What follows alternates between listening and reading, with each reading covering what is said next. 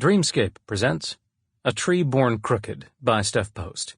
Narrated by Greg Tremblay. 1. Welcome to sunny Florida. A sunburnt man in a Crocodile Dundee hat poses in front of the Citrus Travel Shop. With one hand on his waist, the other raised and dangling a shellacked baby gator, the man in the postcard grins unnaturally and beckons the hapless tourist to come and visit beautiful Crystal Springs. James turned the postcard over. Your daddy's dead. You might want to come on home now. There was a red smear on the bottom corner of the card that could either have been tomato sauce or blood. James figured it was most likely the sauce. There was no signature, but from the slanting and rounded letters James knew who had sent it. Birdie Mae loved her Chef Boyardee.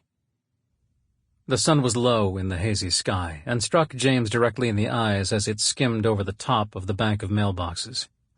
He squinted, then folded the postcard before shoving it into his pants pocket and reaching back into the narrow box to drag out the rest of his mail. He pulled out a flyer from the local Baptist church advertising their annual President's Day cookout, another overdue bill notice addressed to the previous tenant, and a glossy circular with a buy-one-get-one-free hot dog coupon for 7-Eleven. James threw the flyer into the trash can next to the mailboxes, where it joined a pile of identical pale green sheets of paper, and stuck the coupon onto the cork notice board next to ads for lawnmower repair and massage services. Someone would use it. He swung the little door to his mailbox shut and turned the key, pulling twice to yank it out. Taking the bill notice with him, he headed across the White Oleander trailer park to his single-wide.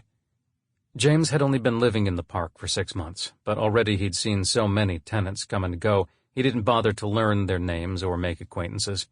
He just waved back if they did first.